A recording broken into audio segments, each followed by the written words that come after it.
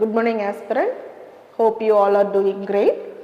So, last 3 years of Kurukshetra IAS Academy daily current affairs analysis in depth prelims aspect mains aspect detailed நம்ம கொடுத்துட்டு இருக்கோம். அது நிறைய aspirants மத்தியில ஒரு welcoming step ஆவும் இருக்கு.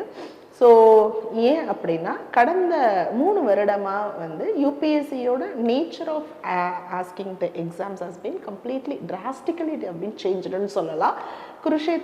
அதாவது ஒரு ஒரு ஒரு ஒரு கொஸ்டின்ஸுமே வந்து இட் இஸ் டைரக்ட்லி ஒரு indirectly one or other way it is linked with the current affairs and so on. So UPSC is actually expecting the aspirants to have an in-depth understanding of the current affairs. So with that note, இன்னைக்கு நம்ம current affairs ஓட analysis வந்து பார்க்கலாம். So Syria's first post-Assad parliamentary elections. சிரியாவில் முதல் முறையாக parliament assembly form பண்ணியிருக்காங்க. இது இந்த கண்ட்ரியிலேயே நடக்கக்கூடிய முதல் விஷயம். அதே மாதிரி யூபிஎஸ்சியில் ஃபர்ஸ்ட் ஆஃப் இட் கைண்ட்ஸ் அப்படின்னு எது வந்தாலும் நம்ம டபுள்லி கேர்ஃபுல்லாக அதை படிக்கணும். So first of it kinds assembly form பண்ணியிருக்காங்க. எதுக்காகனா கான்ஸ்டிடியூஷன் மேக் பண்ணுறதுக்காகவும் புதுசாக சிரியா கண்ட்ரிக்கான ஒரு லாவை கொண்டு வரத்துக்காகவும் இது கொண்டு வந்திருக்காங்க. ஸோ இதை வந்து கண்ட்ரியோட ஒரு பொலிட்டிக்கல் டிரான்சிஷனாக பார்க்குறாங்க, டெமோக்ராட்டிக் டிரான்சிஷனாக பார்க்குறாங்க. ஸோ இது ஆக்சுவலி டெமோக்ராட்டிக் டிரான்சிஷனாக இல்லையா அப்படிங்கிறத ஒரு சின்ன அனாலிசிஸை பார்க்கலாம். இந்த பார்லிமெண்ட்ரி ஃபோரம், இந்த கான்ஸ்டிடியூஷன் அசம்பிளி பொறுத்த வரைக்கும் இந்த மெம்பர்ஸ் வந்து indirectly elected அப்படின்னா indirectly elected ன்னு சொல்லும்போது 2/3 seats elected by the province, 1/3 வந்து elected by the interim president. இப்ப இருக்கக்கூடிய அஹமத் அல் ஷஹரா அவர் மூலமா எலெக்ட் பண்ணது. ஸோ இது வந்து ஆக்சுவலா there is a question of whether it is a democratic way. ஏன்னா டெமோக்ராட்டிக் அப்படின்னு சொல்லும்போது இன்க்ளூசிவ்னஸ் தான் முக்கியம். இன்க்ளூசிவ்னஸ்னா என்ன? All the sections of the society should get participated. Whether it have been done here in Syria, that is a question. So இப்போ for example the challenges of inclusivity, சிரியாவில் இருக்கக்கூடிய ஸ்வைடா ப்ராவின்ஸும் குர்திஷ் லெட் SDF, அதாவது Syria democratic front areas, that is considered as a minority. So இந்த minority areasல இருக்கக்கூடிய மக்கள், இந்த provinceல இருக்கக்கூடியவங்க, they have not yet participated in this election. So they actually banned and அவங்க இதுக்குள்ள பார்ட்டிசிபேட் பண்ணல.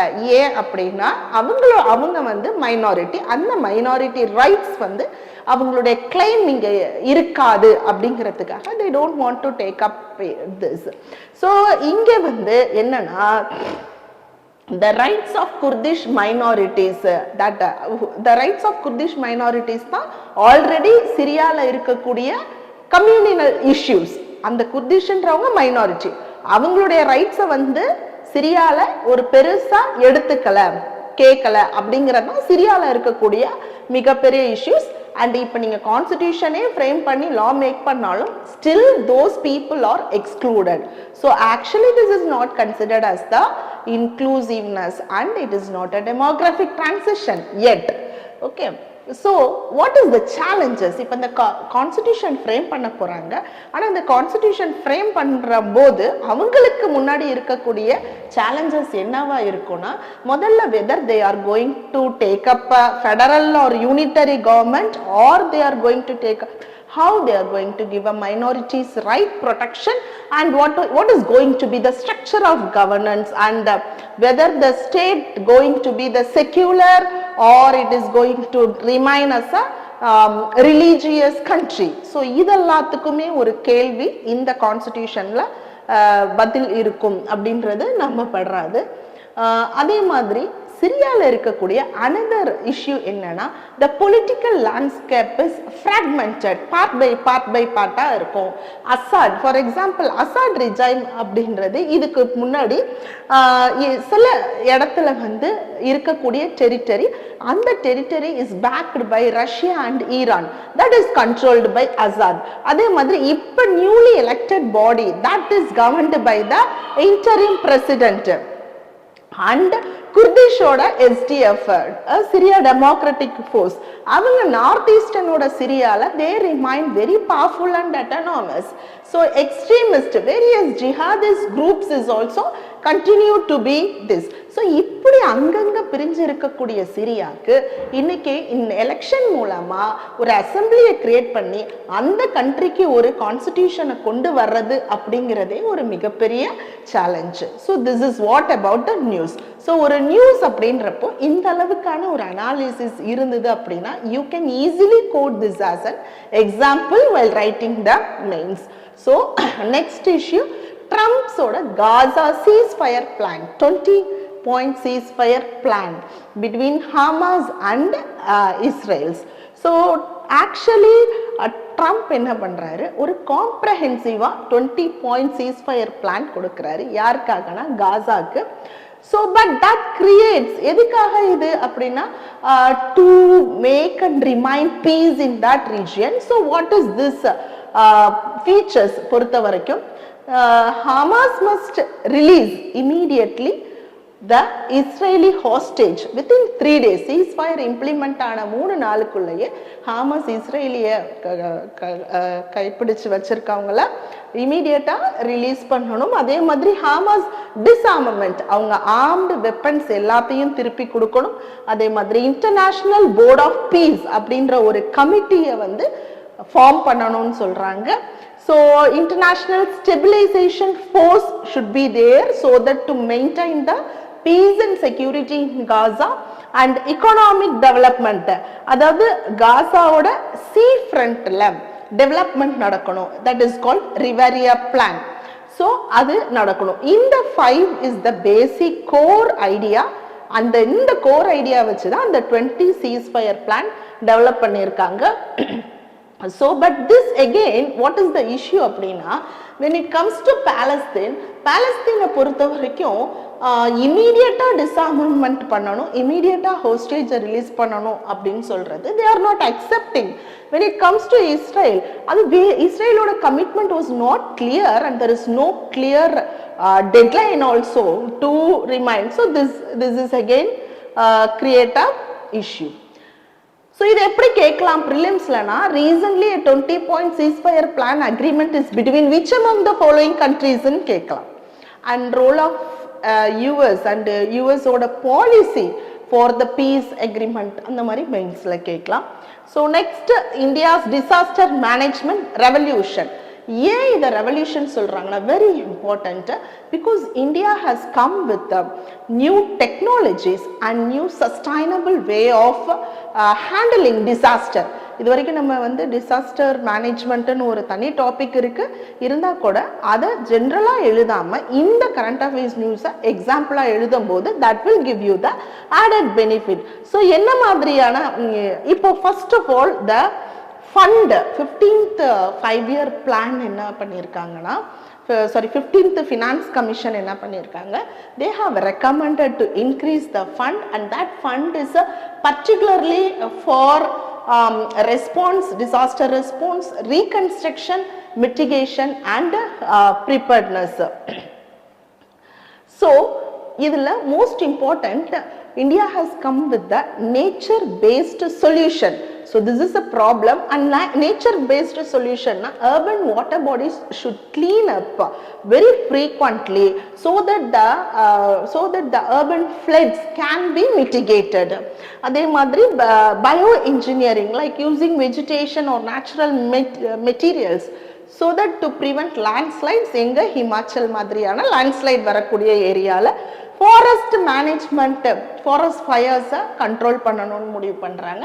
Brahmaputra, in Brahmaputra like traditional wetland should be restored. இதெல்லாம் சஸ்டைனபிளாக கொண்டு வர்றாங்க.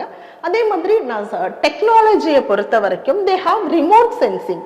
So satellite monitoring for glacial lake. Glacial lake வந்து அவுட்பர்ஸ்ட் ஆகுதா, ஃப்ளட் ரிஸ்க் வருதா அப்படிங்கிறத சேட்டலைட் மேப்பிங் மூலமா அசஸ் பண்ணுவாங்க. ஒன்று. ரெண்டாவது, early warning system. So advance cyclone and flood prediction systems will be the அது வந்து ஏர்லியா வார்ன் பண்ணணும். Common alerting protocol throughout all the platform like from television to web based. and geospatial labs, decentralized mapping in all the levels, district and state levels. So இது technology use பண்ணி early warning system. Most important third point என்னன்னா community participation. More than 2.5 lakh volunteers from the decentralization panchayats la irundhu ella edathilum the volunteers they are making ready to handle the disaster so that the empowerment will be happen in the local level. Next, India declares Iran declares International Atomic Energy Agency cooperation is irrelevant. Iran does not want to cooperate with this agreement. So ஏன் அப்படின்னா the international nuclear agreement IEAங்கிறது ஒரு international nuclear agreement. So இது வந்து ரீசெண்டாக என்ன நடக்குது, through out the வேர்ல்டில் ஒரு நியூக்ளியர் கிரைசிஸ் வருது. அப்போ நியூக்ளியர் கிரைசிஸ் வரும்போது ஒவ்வொரு கண்ட்ரியும் ஒரு ஸ்டாண்ட் எடுக்கிறாங்க.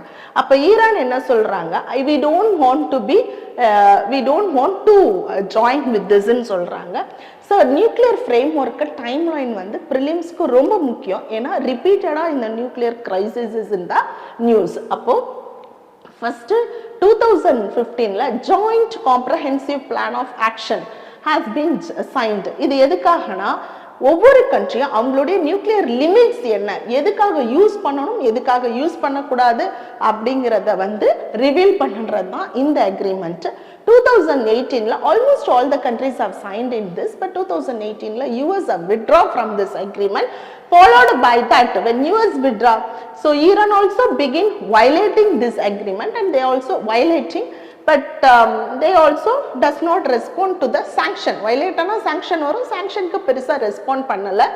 So 2024 there again the UN sanctions was reimposed. எந்தெந்த country எல்லாம் வந்து இந்த agreement ல இருந்து வெளியே வராங்களோ அவங்களுக்கு again resanction பண்ணாங்க. But still 2025 Iran says that we are not want to cooperate this for அப்படின்னு சொல்லியிருப்பாங்க. ஸோ இதனால என்ன ஆகும், ஆப்வியஸா இந்த மாதிரி நியூக்ளியர் கோஆப்ரேஷன் இல்லாத, நியூக்ளியர் அக்ரிமெண்ட்டுக்கு கோஆப்ரேஷன் இல்லாத போது globally there will be a நான் ப்ராலிஃபரேஷன் regime வரும், வெஸ்ட் டிவைட் ஆகும், நியூக்ளியர் அதிகமாக லிவரேஜ் நடக்கும், எஸ்கலேஷன் ஆப்வியஸா நியூக்ளியர் பிரேக் அவுட் நடக்கிறதுக்கான வாய்ப்புகள் இருக்கு. Next, Philippines launches world first coral cryo bank. எப்பயுமே current அஃபேர்ஸ்ல when it comes first of its kind கண்டிப்பா அது வந்து நம்ம படிக்கணும். ஸோ இந்தியா வேர்ல்டு ஃபர்ஸ்ட் கோரல் cryo bank எங்க, பிலிப்பைன்ஸ்ல. கோரல் cryo bank எதுக்காக அப்படின்னு பார்த்தோம்னா, recently we are facing because of the climate change issue, because of ocean acidification and destructive practices of fishing and the pollution. Because of all this problem escalated the coral reef. So coral inradhu it's a very important factor for environmental protection under the sea water. அப்ப அத வந்து protect பண்றதுக்காக cryo preservation process அப்படினா என்னன்னா, கோரலோட லார்வாவை வந்து -196 degree Celsius cool பண்ணுவாங்க. Cool பண்ணி all the biological activities will be allowed and without any deterioration.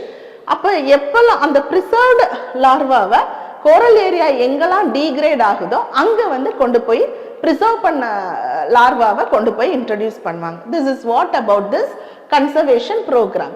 So இதுல வந்து நமக்கு தெரிய வேண்டியது என்னன்னா, there are globally 6 coral triangle nations இருக்கு.